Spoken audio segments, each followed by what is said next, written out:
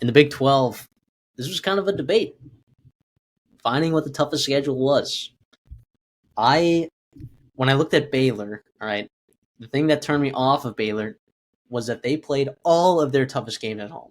All right, that's a huge schedule dynamic in favor of them. I think that the quality of opponent on their schedule in terms of the in conference, they play the top three teams in terms of Vegas odds in the Big 12, and then they also draw Auburn and SMU.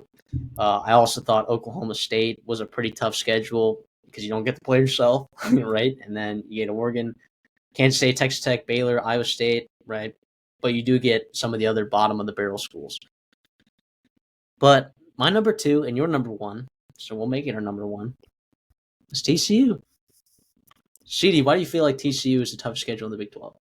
I mean, first of all, you start off with a couple of really tough out-of-conference games comparatively, right? It's no layups. Obviously, you at North Carolina, that Chapel Hill will be rocking. Remember, it is Monday night, prime time, Bill Belichick week one. Do you remember how rocking it was in Boulder for Dion, right? This is going to be a similar atmosphere I would expect for at North Carolina. And then a couple weeks later, you have to play SMU. And by the way, I hate the idea of a week 2 bye.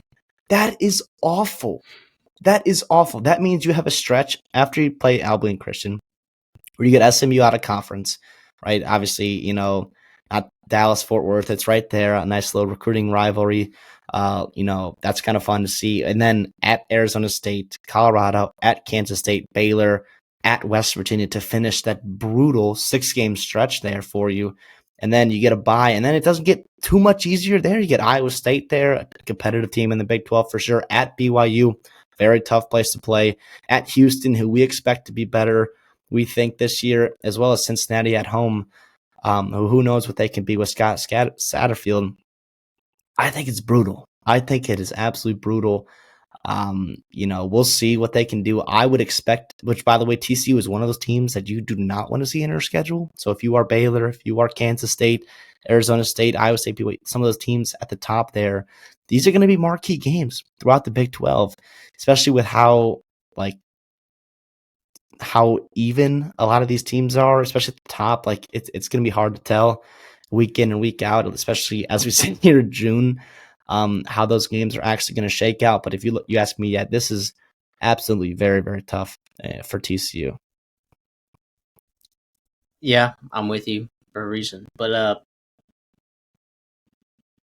it's just funny though, because like in the Big 12, like there's not a ton of parity in terms of schedule making. No, which makes this conference really exciting, right? Like, that's not to say that the Big 10, right, isn't exciting.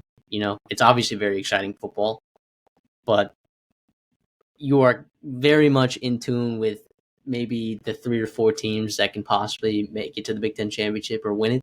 In the Big 12, I mean, I just rattled off several schools that have similarly tough schedules, and if you just go through it, like, sure, there's like an easiest one, but remember we even talked about it when we covered the easiest schedules in college football when we're talking about like schedules like Houston's, right? They're still kind of tough, They're still kind of tough. It's really just all relative to your conference. So just because we say that TCU's schedule is like the toughest in the Big 12, that doesn't mean that they can't necessarily find a way to win this thing in the Big 12. They got the quarterback to do it. They got some talent there for sure. They got a coach that's been there before. It'll be an interesting year for TCU. I think kind of a keystone year, if you ask me, for sure, in the future of the Big 12. Without a doubt. I want to make one point about that Baylor schedule. I'm glad you brought that up, especially with all their, like a lot of their very tough games being at home, which makes it like on the surface easier. But in terms of at the end of the day, what the record is going to be, like that's a slippery slope. We saw that last year. We talked about Texas A&M, having a lot of their easier games at home. And if you don't win all those games, like you get caught up at home and then you still have to go on the road, especially in the Big 12 when the talent gap is not there week in and week out, where you can't just roll out of bed on the road and get a win against some of the quote unquote lesser teams in the Big 12. It's a slippery slope without a doubt. So Baylor will be a team we're keeping our eye out on, especially Saturday, October 18th when they do play TCU in Fort Worth, there, not too far away from Waco. Yeah, it's super interesting. But at the end of the day, yeah, I think having North Carolina and SMU on their schedule. SMU, by the way, credit to them for playing a couple of those Texas schools in the Big 12 with Baylor, and TCU. I love that for them, out there, even though they're in the ACC, potentially not geographically, over on the Atlantic coast. But they're still keeping some of those roots home, some of those recruiting rivalries, some of that kind of stuff intact with, playing TCU and Baylor. Yeah, Baylor. I mean, well, to the Texas A&M point, A&M was plus 1900 to win the SEC before the season. That was one of my long shot bets for sure. They were a game away from making it to that game. Because you won a tough game against LSU at home. You won a game against what, for the most part, people thought was a really good Missouri team. Maybe they showed some flaws later on in the season, but I mean, you're looking at Baylor, what is it, plus 750 to win the Big 12 over there, and I don't think that's super crazy.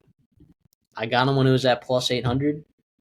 I think plus 750 isn't that crazy. I mean, I think if you're going to go take something in the Big 12, you got to have something greater than plus 700 odds, right? Like, how are you supposed to find value in Kansas State plus 550?